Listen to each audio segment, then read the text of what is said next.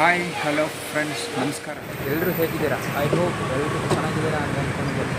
ಇವತ್ತಿನ ವೀಡಿಯೋ ಏನಪ್ಪ ಅಂತಂದರೆ ರಾಮನಗರ ಬೆಟ್ಟಕ್ಕೆ ಹೋಗ್ತಿದ್ದೀನಿ ನಾನು ಇಲ್ಲಿಂದ. ಅದಕ್ಕಿಂತ ಮುಂಚೆ ನೀವು ಮಾಡಬೇಕಾಗಿರೋ ಚಿಕ್ಕ ಕೆಲಸ ಏನಪ್ಪ ಅಂತಂದರೆ ಸಬ್ಸ್ಕ್ರೈಬ್ ಬಟನ್ನ ಒತ್ತಿ, ಆಮೇಲೆ ಲೈಕ್ ಹತ್ರ ಮರಿಬಿಡಿ. ತಡ ಬನ್ನಿ ಇವತ್ತಿನ ವೀಡಿಯೋ ಸ್ಟಾರ್ಟ್ ಮಾಡೋಣ.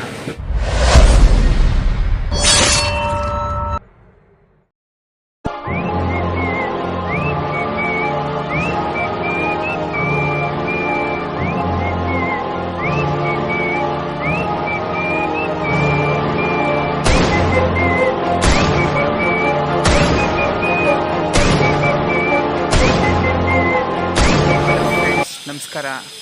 ನಾನಿವತ್ತು ಹೋಗ್ತಾ ಇರೋದು ರಾಮನಗರ ಬೆಟ್ಟ.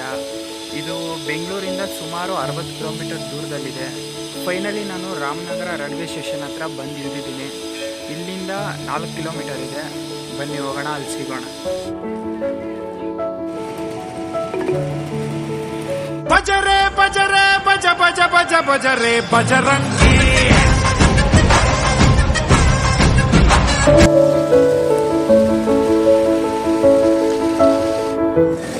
ಫೈನಲಿ ಬೆಟ್ಟದ ಹತ್ರ ಬಂದಿದ್ದೀನಿ. ಅಲ್ಲಿಂದ ಹೆಂಗಪ್ಪ ನಡೆಯೋದು ಅಂದ್ಕೊಂಡಿರುವಾಗ ಒಬ್ಬರು ನಮಗೆ ಡ್ರಾಪ್ ಮಾಡಿದ್ರು.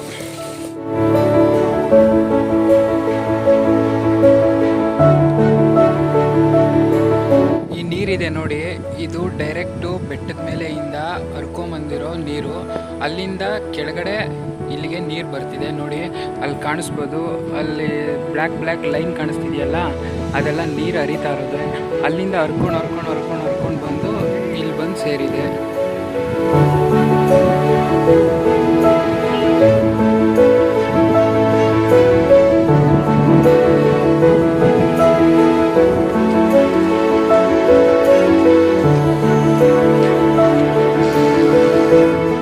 ಈ ಬೆಟ್ಟಕ್ಕೆ ಎಂಟ್ರಿ ಫೀಸು 25 ರೂಪೀಸು.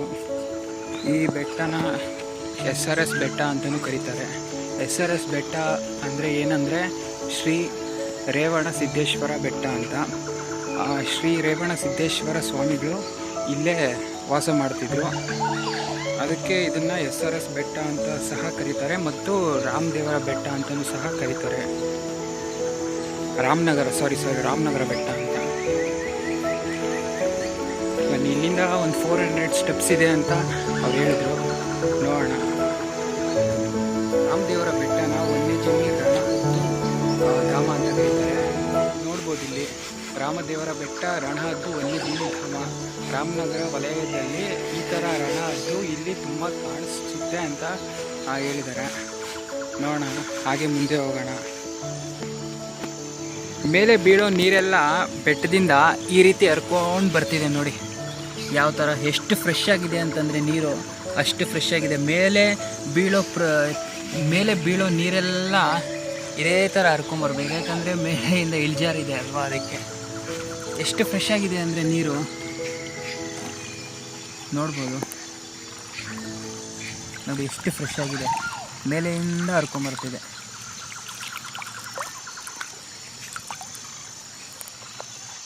ವ್ಯೂ ನೋಡ್ಬೋದು ಯಾವ ಥರ ಇದೆ ಅಂತ ನೋಡಿ. ಮತ್ತು ಇಲ್ಲೊಂದು ಬೃಹತ್ತಾದ ಬಂಡೆ ಇದೆ, ಅದನ್ನು ಸಹ ತೋರಿಸ್ತೀನಿ ನೋಡಿ. ಎಷ್ಟು ದೊಡ್ಡದಾಗಿದೆ, ಬೃಹತ್ತಾದ ಬಂಡೆ ಇದು.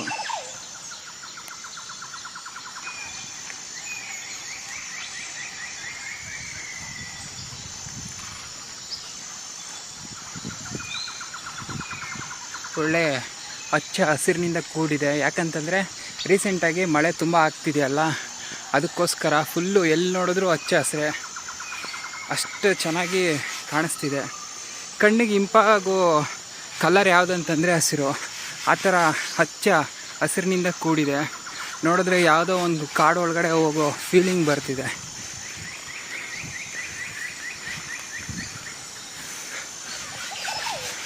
ಅಲ್ಲಲ್ಲಿ ಈ ಥರ ಡಿಸ್ಪ್ಲೇ ಮಾಡಿದ್ದಾರೆ. ಯಾಕಂತಂದರೆ ರಣಹದ್ದು ಇಲ್ಲಿ ಯಥೇಚ್ಛವಾಗಿದೆ ಅಂತ ನಾವು ಸ್ವಲ್ಪ ಕೇರ್ಫುಲ್ ಆಗಿರಬೇಕು. ನಾರ್ಮಲ್ ಹದ್ದಿಗಿಂತ ರಣಹದ್ದು ತುಂಬ ಅಪಾಯಕಾರಿ ಅಲ್ವಾ, ಸೊ ಅದರಿಂದ.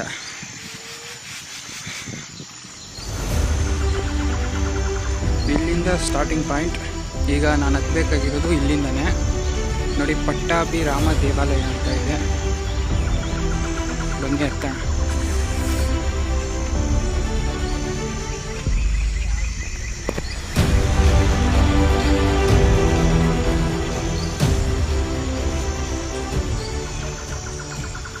ನೋಡಿ ಬೆಟ್ಟ ಎಷ್ಟು ಥ್ರಿಲ್ಲಿಂಗ್ ಆಗಿದೆ ಅಂತ.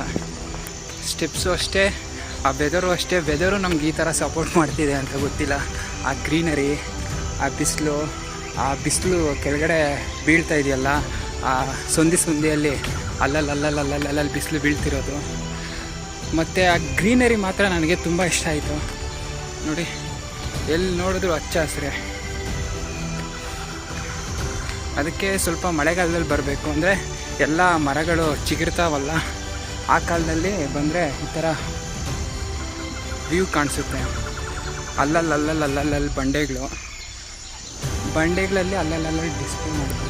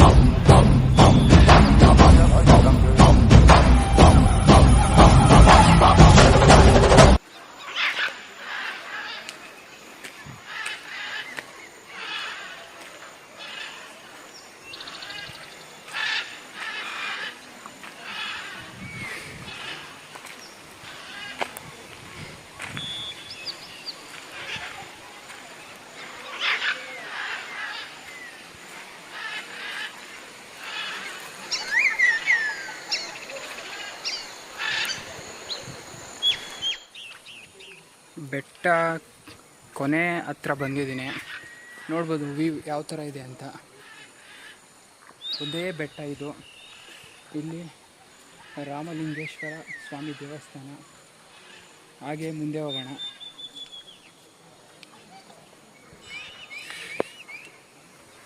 ನೋಡಿ ಯಾವ ಥರ ವ್ಯೂ ಇದೆ ಅಂತ.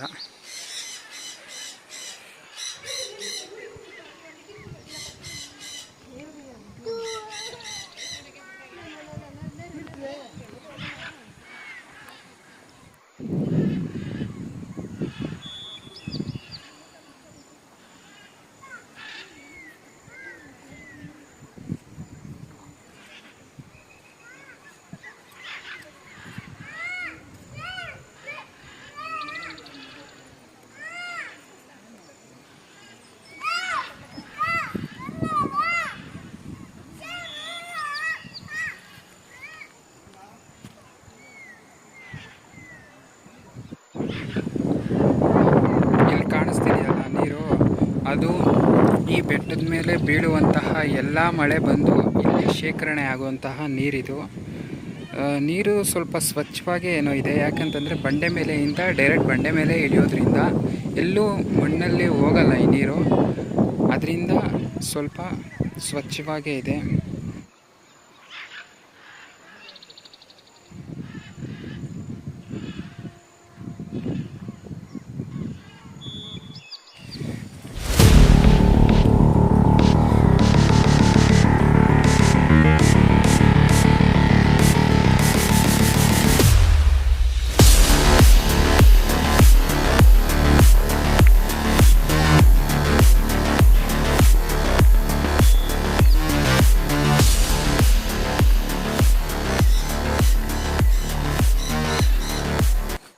ನಾವಿಷ್ಟೊತ್ತು ಆಫ್ ಸ್ಟೇಜಲ್ಲಿದ್ವಿ. ಆ್ಯಕ್ಚುಲಿ ಥ್ರಿಲ್ಲಿಂಗ್ ಸ್ಟಾರ್ಟ್ ಆಗೋದೇ ಈಗ. ಈ ಬೆಟ್ಟದ ಥ್ರಿಲ್ಲಿಂಗೇ ಈಗ ಕಾಣಿಸೋದು. ತುಂಬ ಮೇಲೆ ಹತ್ತಬೇಕು. ವ್ಯೂ ನೋಡಿ, ಆ್ಯಕ್ಚುಲ್ ಬೆಟ್ಟ.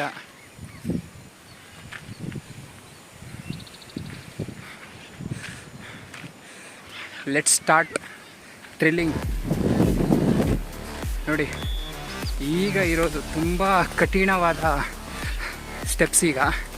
ಈಗ ಸ್ಟೆಪ್ಸ್ ಇಲ್ಲ, ಕಲ್ಲುಗಳನ್ನೇ ಸ್ಟೆಪ್ಸ್ ಆಗಿ ಮಾಡ್ಕೊಂಡಿದ್ದಾರೆ ಆ ಕಾಲದಲ್ಲಿ. ಅದನ್ನು ಇವಾಗ ಹತ್ತಬೇಕು.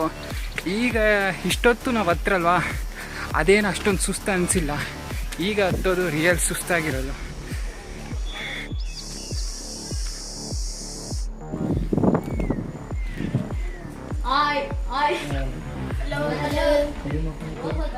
ಫ್ರೆಂಡ್ಸ್, ಮಂಜು ಮೇಳ್ ಬಾಯ್ಸ್ ಅಲ್ಲಿದೆ ಅಲ್ಲ ಕೇವು, ಅದೇ ಥರ ರಾಮನಗರ ಬೆಟ್ಟದಲ್ಲಿ ಒಂದು ಕೇವ್ ಇದೆ, ಗುಹೆ. ಇದರಲ್ಲಿ ನನಗೂ ಗೊತ್ತಿಲ್ಲ, ಈ ಮಕ್ಳು ಹೇಳ್ತಾ ಇದ್ದಾರೆ ಸುಮ್ಮನೆ ಏನಾದರೂ ಅನಾಹುತ ಆಗ್ಬೋದು ಅಂತ, ಬೇಡ ಅಂತ ವಾಪಸ್ ಹೋಗ್ತಿದ್ದೀವಿ.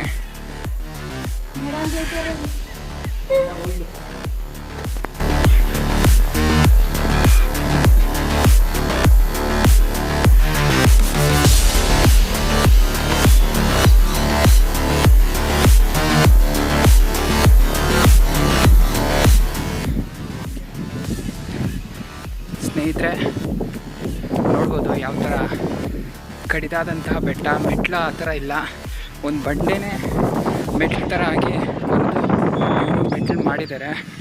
ತುಂಬ ರಿಸ್ಕ್ ಇರುತ್ತೆ ಇದು ಮಾತ್ರ.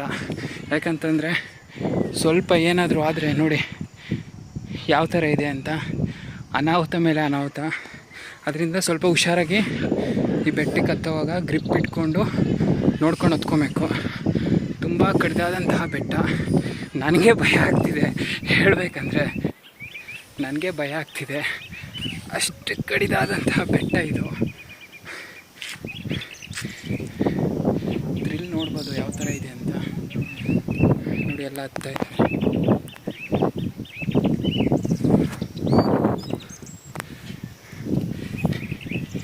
ಈ ಥರ ಥ್ರಿಲ್ ಇದ್ರೇ ನೆಕ್ಸ್ಟ್ ನಮ್ಗೆ ಸ್ವರ್ಗ ಸಿಗೋದು. ಅದಕ್ಕೆ ಯಾವತ್ತೂ ಅಷ್ಟೇ ಥ್ರಿಲ್ನ ಮಿಸ್ ಮಾಡ್ಕೊಬೇಡಿ. ಲಾಸ್ಟ್ ಮೂಮೆಂಟಿಗೆ ಬಂದಿದ್ದೀನಿ.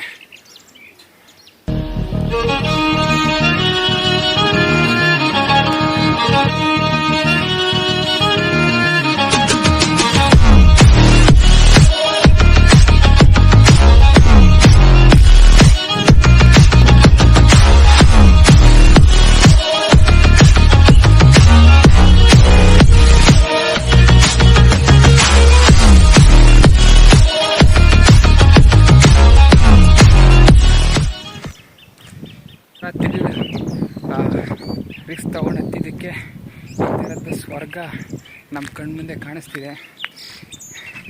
ಸ್ವರ್ಗ ಎಲ್ಲೆಲ್ಲೋ ಇದೆ ಅಂತ ಹೇಳ್ತಾರೆ, ಆದರೆ ರಿಯಲ್ ಸ್ವರ್ಗ ಎಲ್ಲೋತ್ತಾ ಪ್ರಕೃತಿಯ ಮಡಿಲು. ಪ್ರಕೃತಿಯ ಮಡಿಲಲ್ಲಿರುವಂಥ ಸ್ವರ್ಗ ಎಲ್ಲೂ ಸಿಗಲ್ಲ. ನಿಜವಾಗ್ಲೂ ತುಂಬ ಖುಷಿ ಆಗ್ತಿದೆ. ಈ ಥರದ ಬೆಟ್ಟ ನಮ್ಮ ಬೆಂಗಳೂರಿಂದ ಎಷ್ಟು ಹತ್ರ ಇದೆ ಅಂತ ನೋಡಿ.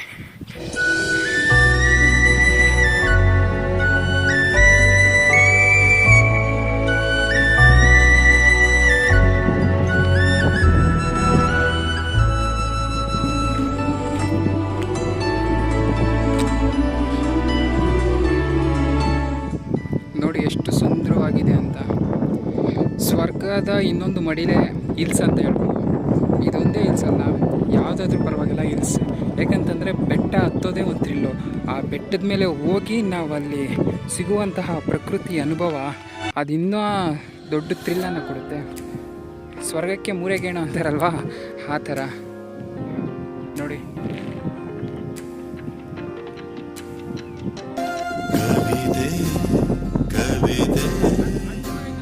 ನೀನೇಕೆ ಪದಗಳಲ್ಲಿ ಕುಳಿತೆ ಕವಿತೆ ಕವಿತೆ, ನೀನೇಕೆ ರಾಗದಲ್ಲಿ. ಈ ಬೆಟ್ಟಕ್ಕೆ ಹತ್ಕೊಂಡ್ಬಂದಿದ್ದ ರೀತಿ ಮಾತ್ರ ಫುಲ್ ಥ್ರಿಲ್ಲಿಂಗ್ ಆಗಿತ್ತು. ಹತ್ತಿದ್ದು ಎಲ್ಲಿಂದ ಅಂತಂದರೆ ನೋಡಿ, ಅಲ್ಲಿ ದೂರದಲ್ಲಿ ಕಾಣಿಸ್ತಿದೆಯಲ್ಲ, ಫಸ್ಟು ಈ ರೋಡಿಂದ ಸ್ವಲ್ಪ ಮುಂದೆ ಬಂತು, ಅಲ್ಲಿಂದ ಸ್ವಲ್ಪ ಮುಂದೆ ಬಂದು ಹಾಗೆ ಹತ್ಕೊಂಡು ಬಂದರೆ ಅಲ್ಲೊಂದು ಚಿಕ್ಕ ದೇವಸ್ಥಾನ ಕಾಣಿಸ್ತಿದೆ. ಆ ದೇವಸ್ಥಾನದಿಂದ ಹಂಗೆ ಹತ್ಕೊಂಡು ಮುಂದೆ ಬಂದರೆ ಇಲ್ಲಿ ಆಫ್ ಸ್ಟೇಜು. ಇಲ್ಲಿ ಒಂದು ಶಿವನ ದೇವಸ್ಥಾನ ಇದೆ, ಒಂದು ಭೀಮನ ದೇವಸ್ಥಾನ ಇದೆ, ಮತ್ತು ಇನ್ನೊಂದು ದೇವಸ್ಥಾನ ಇದೆ. ಅದಾದಮೇಲೆ ರಿಯಲ್ ಥ್ರಿಲ್ಲಿಂಗು, ಅಲ್ಲಿ ಮಾತ್ರ ವ್ಯೂ ತುಂಬ ಮಸ್ತಿದೆ. ಅದಾದಮೇಲೆ ರಿಯಲ್ ಥ್ರಿಲ್ಲಿಂಗ್ ಇದೆಯಲ್ಲ, ಅದು ಮಾತ್ರ ಅನ್ಎಕ್ಸ್ಪೆಕ್ಟೆಡ್. ಬನ್ನಿ ಆ ಥ್ರಿಲ್ಲಿಂಗ್ದು ಇನ್ನೊಂದು ಸಲ ಆ ಪಾಯಿಂಟ್ ವ್ಯೂ ತೋರಿಸ್ತೀನಿ ಯಾವ ಥರ ಇರುತ್ತೆ ಅಂತ.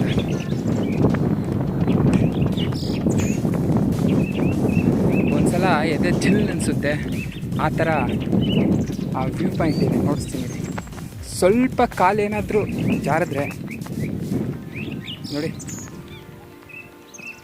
ಯಾವ ಥರ ಥ್ರಿಲ್ಲಿಂಗ್ ಇದೆ. ಸ್ವಲ್ಪ ಜನ ಹತ್ತಣ್ವಾ ಬೇಡ ಅಂತ ಅಲ್ಲಿಂದನೇ ಯೋಚನೆ ಮಾಡಿಕೊಂಡು ಇದ್ದಾರೆ.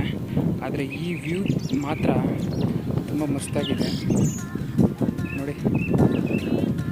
ಸ್ವರ್ಗಕ್ಕೆ ಎಷ್ಟು ಗೇಣು, ಮೂರೇ ಗೇಣು. ಗಾಳಿ ಅಂತೂ ತುಂಬ ವೇಗವಾಗಿ ಬರ್ತಿದೆ. ಯಾಕಂತಂದರೆ ಗಾಳಿ ಆ ಪೊಸಿಷನಲ್ಲಿ ಹೀಗೆ ಬರ್ತಿರುವಾಗ ಏನಾದರೂ ಒಂದು ತಡೆ ಹಿಡಿದ್ರೆ ಆ ಗಾಳಿ ಆಟೋಮೆಟಿಕಲ್ ಮೇಲೆ ಬರುತ್ತಲ್ಲ, ಆ ಥರ ಗಾಳಿ ಆ ಬಿಸಿಲು ಅಷ್ಟು ಬಿಸಿಲಿದ್ರೂ ಆ ಗಾಳಿ ಆ ಬಿಸಿಲನ್ನ ಹಾಗೇ ತಣ್ಣಗೆ ಮಾಡ್ತಿದೆ. ಅಷ್ಟು ಸೊಗಸಾಗಿದೆ ಗೊತ್ತಾ. ನೀವು ಬರ್ಬೋದು, ಬಂದು ಒಂದು ಸಲ ವಿಸಿಟ್ ಕೊಡಿ, ತುಂಬ ಚೆನ್ನಾಗಿರುತ್ತೆ. ಟ್ರೈನಲ್ಲಿ ನಾನು ಡೈರೆಕ್ಟ್ KR ಪುರಂನಿಂದ ಬಂದಿರೋದು. KR ಪುರಂ ಟು ಮೆಜೆಸ್ಟಿಕ್ ಬಂದು ಅಲ್ಲಿಂದ ಮೈಸೂರು ಟ್ರೈನ್ ಹತ್ಕೊಂಡು ಅಲ್ಲಿಂದ ಒಂದು 20 ಮಿನಿಟ್ಸ್ ಆಗುತ್ತೆ. ರಾಮನಗರ ಬನ್ನಿ. ರಾಮನಗರದಿಂದ ರೈಲ್ವೆ ಸ್ಟೇಷನ್ ಹತ್ರದಿಂದ 4 ಕಿಲೋಮೀಟರ್ಸ್. ಅಲ್ಲಿಂದ ಆಟೋದಲ್ಲಿ ಬರ್ಬೋದು. ಥ್ರಿಲ್ಲಿಂಗ್ ಬೇಕು ಅಂತಂದರೆ ನಡ್ಕೊಂಬನ್ನಿ, ಎಕ್ಸ್ಪೀರಿಯೆನ್ಸ್, ಹೊಸ ಎಕ್ಸ್ಪೀರಿಯೆನ್ಸ್ ನೋಡಿ. ಅಲ್ಲೊಂದು ಸ್ವಲ್ಪ ಜನ ವೀಡಿಯೋಸು ಫೋಟೋಸ್ ತೊಗೊತಾ ಇದ್ದಾರೆ. ಅದು ಆಫ್ ಸ್ಟೇಜು, ಅಂದರೆ ಅರ್ಧ ಬೆಟ್ಟ. ಅಲ್ಲಿ ಯಾರ್ಯಾರು ಈ ಥ್ರಿಲ್ಲಿಂಗ್ ಅಂತಂದರೆ ಅಲ್ಲಿ ಸ್ವಲ್ಪ ಕಡಿದಾದ ಬೆಟ್ಟ ಸ್ಟೆಪ್ಸ್ ಇದೆಯಲ್ಲ, ಅಲ್ಲಿ ಹತ್ತಕ್ಕೆ ಭಯ ಅನ್ನುವರಂಥವ್ರು ಮಾತ್ರ ಅಲ್ಲಿ ಫೋಟೋಸು ತೊಗೊಂಡು ಅದನ್ನೇ ನಾನು ಬೆಟ್ಟ ಹತ್ತಿದ್ದೀನಿ ಅಂತ ಹಾಕ್ಕೊತಾರೆ. ಆದರೆ ಸ್ವಲ್ಪ ಮೇಲೆ ಬಂದರೆ ತುಂಬ ಮಸ್ತಾದ ವ್ಯೂ ಕಾಣಿಸುತ್ತೆ ನೋಡಿ. ಎಲ್ಲಿ ನೋಡಿದ್ರು ಬೆಟ್ಟ ಎಣ್ಸೋಕ್ಕೆ ಆಗಲ್ಲ, ಅಷ್ಟು ಬೆಟ್ಟ ಇದೆ ನೋಡಿ. ಎಲ್ಲಿ ನೋಡಿ, ಈ ಕಡೆ ನೋಡಿ, ಈ ಕಡೆ ನೋಡಿ, ಈ ಕಡೆ ನೋಡಿ, ಎಲ್ಲಿ ನೋಡಿದ್ರು ಎಣ್ಸೋಕ್ಕೆ ಆಗಲ್ಲ, ಅಷ್ಟು ಬೆಟ್ಟಗಳಿದೆ ರಾಮನಗರದಲ್ಲಿ ನೋಡಿ. 1 2 3 4 ಎಷ್ಟಂತ ಎಣ್ಸೋದು. ವ್ಯೂ ಮಾತ್ರ ತುಂಬ ಮಸ್ತಾಗಿದೆ ಸ್ನೇಹಿತರೆ. ಹತ್ತೋವಾಗೇನೋ ಹತ್ಬಿಡ್ಬೋದು, ಆದರೆ ಇಳಿಯೋವಾಗ ಮಾತ್ರ ತುಂಬ ಭಯಾನಕವಾಗಿ ಕಾಣಿಸುತ್ತೆ. ಆ ಕಾಣಿಸೋದಕ್ಕೆ ಫುಲ್ಲು ಭಯ ಪಟ್ಕೊಂಡ್ಬಿಡ್ಬೇಕು, ಆ ಥರ ಇರುತ್ತೆ ನೋಡಿ ಯಾವ ಥರ ಇದೆ ಅಂತ.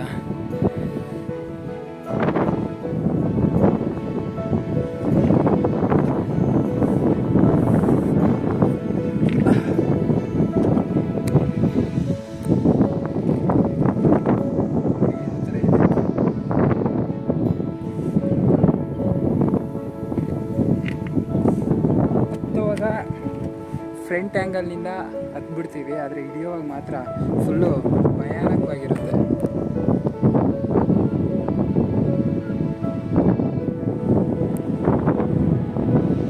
ಪ್ರತಿಯೊಂದು ಬೆಟ್ಟದ ಮೇಲೂ ಈ ಥರ ಒರಳಿರುತ್ತೆ.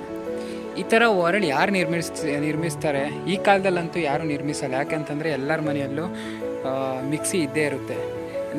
ಆ ಕಾಲದಲ್ಲಿ ಪಾಂಡವರು ಮತ್ತು ರಾಮಾಯಣ ನಡೆದಿತ್ತು ಅನ್ನೋದಕ್ಕೆ ಸಾಕ್ಷಿ ಈ ಒರಳುಕಲ್ಲೇ ಅಂತ ಹೇಳ್ಬೋದು. ಯಾಕಂತಂದರೆ ಆ ಕಾಲದಲ್ಲಿ ಪಾಂಡವರು ವನವಾಸ ಮಾಡುವಾಗ, ಅಥವಾ ರಾಮಾಯಣದಲ್ಲಿ ರಾಮ ಮತ್ತು ಸೀತೆ ಲಕ್ಷ್ಮಣ ವನವಾಸ ಮಾಡುವಾಗ ಅವರಿಗೆ ಏನಾದರೂ ಆಹಾರ ಬೇಕಾದಾಗ ಇಲ್ಲಿರುವಂತಹ ಯಾವುದಾದ್ರೂ ಗಿಡ ಮೂಲಿಕೆಗಳನ್ನೇ ತೊಗೊಂಬಂದು ಈ ಒರಳಲ್ಲಿ ಹಾಕ್ಕೊಂಡು ಸಾಂಬಾರು ಮಾಡ್ತಿದ್ರು, ಮತ್ತು ಏನಾದರೂ ಔಷಧಿ ಕ್ರಿಯೆಗೋಸ್ಕರ ಈ ಒರಳು ಉಪಯೋಗಿಸ್ತಾ ಇದ್ರು.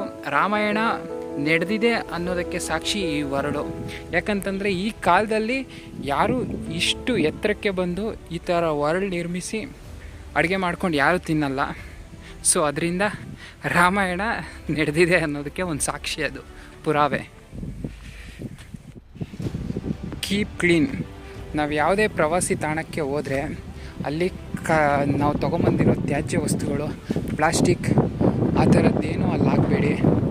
ಯಾಕಂತಂದರೆ ನಾವು ಹಾಕಿದ್ರೆ ಮುಂದೆ ಬರುವ ಪೀಳಿಗೆಗೆ ತೊಂದರೆ ಆಗುತ್ತೆ. ಸೊ ಅದರಿಂದ ನಾನು ಒಂದು ವಿನಂತಿ ಏನಂತಂದರೆ ಏನೇ ಪ್ಲಾಸ್ಟಿಕ್ ತೊಗೊಂಡ್ರು ಅದನ್ನು ಮತ್ತೆ ಪುನಃ ತಗೊಂಡೋಗಿ ಬೇರೆ ಕಡೆ ಹಾಕಿ ಅಂತ ಹೇಳ್ತಿದ್ದೀನಿ.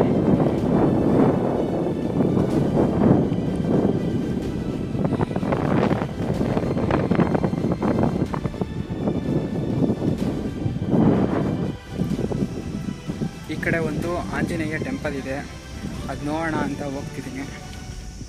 ಅದಕ್ಕೂ ಪ್ರದಕ್ಷಿಣೆ ಹಾಕಿ ಬರೋಣ. ಅದಕ್ಕೂ ಎಲ್ಲ ಬೆಟ್ಟನೂ ಸ್ಟೆಪ್ಸು ಥ್ರಿಲ್ಲಿಂಗ್ ಆಗಿದೆ ನೋಡಿ, ಸ್ಟೆಪ್ಸ್ ಯಾವ ಥರ ಇದೆ ಅಂತ ಇಲ್ಲಿ ಹಾಕಿದ್ದಾರೆ. 40 ಮೀಟರ್ಸ್ ಈ ಟೆಂಪಲ್ ಅಂತ. ಇದು ಮಾತ್ರ ಮಳೆಗಾಲದಲ್ಲಂತೂ ಈ ಕಡೆನೇ ಅನಿಸುತ್ತೆ ನೀರು ಹರಿಯೋದು, ಆ ಥರ ದಾರಿ ನಿರ್ಮಾಣ ಆಗಿದೆ. 42 ಮೀಟರ್ಸ್.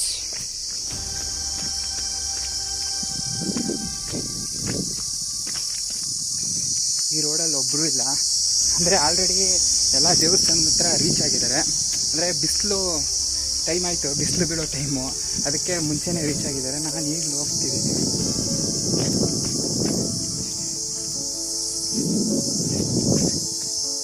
ನೋಡಿ ಎಷ್ಟು ಸುಂದರವಾಗಿದೆ ಅಂತ. ಕಾಡಲ್ಲಿ ಹೋಗೋ ಥರ ಫೀಲಿಂಗ್ ಆಗ್ತಿದೆ, ಯಾಕಂತಂದರೆ ಇದು ಕಾಡೇ ಒಂಥರ.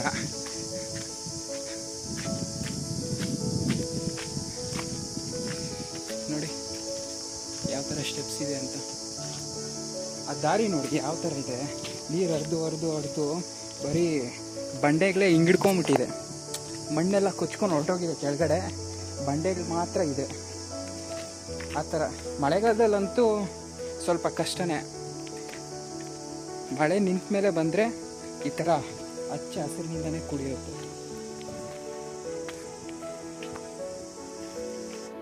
ದಾರಿ ನೋಡಿ ಯಾವ ಥರ ಇದೆ. ಇದು ಮನುಷ್ಯರು ನಿರ್ಮಾಣ ಮಾಡಿರೋ ಸ್ಟೆಪ್ಸ್ ಅಲ್ಲ, ಬಂಡೆಗಳೇ, ಅಂದರೆ ಕೃತಕವಾಗಿ ಅದೇ ನಿರ್ಮಾಣ ಆಗಿರುವಂತಹ ಸ್ಟೆಪ್ಸ್ ಇದು ನೋಡಿ. ಮಳೆ ನೀರು ಹರಿದು ಇದೇ ಈ ಕಡೆನೇ ಹರ್ಕೊಂಡು ಬಂದು ಮಣ್ಣೆಲ್ಲ ಕೊಚ್ಕೊಂಡು ಹೋಗಿ ಕಲ್ಲುಗಳು ಮಾತ್ರ ಉಳಿದಿದೆ, ಅದರಿಂದ ಸ್ಟೆಪ್ಸ್ ನಿರ್ಮಾಣ ಆಗಿರೋದು. ಇದೆಲ್ಲ ಮಳೆ ನೀರು ಮೇಲೆಯಿಂದ ಬಂದು ಸ್ಟಾಕ್ ಆಗಿರೋದು.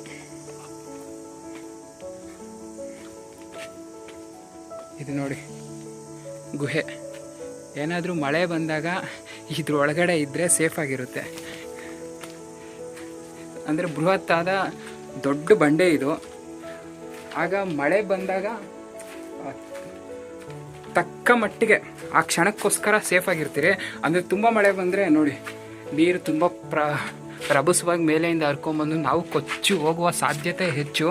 ಅದರಿಂದ ಆ ಕಾಲದಲ್ಲಿ ಸ್ವಲ್ಪ ಸುರಕ್ಷತೆಗೋಸ್ಕರ ಈ ಥರ ಗುಹೆಗಳನ್ನ ಬಳಸ್ತಾಯಿದ್ರು. ನೋಡಿ ಯಾವ ಥರ ನಿರ್ಮಾಣ ಆಗಿದೆ ಅಂತ.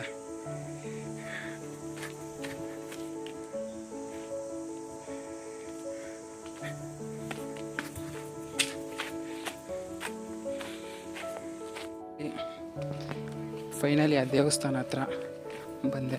ನೋಡಿ ಆ ದೇವಸ್ಥಾನ ಹೇಗಿದೆ ಅಂತ. ಆಂಜನೇಯ ಟೆಂಪಲ್. ಓಂ ನಕ್ಷತ್ರಾಣಿ ವಾ ಅಪಾಮಾಯತನವಂ ಮಾಯತನವಾನ್ ಭವತಿ. ಯಹ ನಕ್ಷತ್ರಾಣಿ ಮಾಯಾತನಂ ವೇದ ಆಯತನವಾನ್ ಭವತಿ. ಅಪೋ ವೈ ನಕ್ಷತ್ರಾಣಿ ಮಾಯಾತನಂ ಆಯತನವಾನ್ ಭವತಿ. ದಯೇವಂ ಯೋಧಾ ಯೋಪಾಮಾಯತನಂ ವೇದಾ ಆಯತನವಾನ್ ಭವತಿ.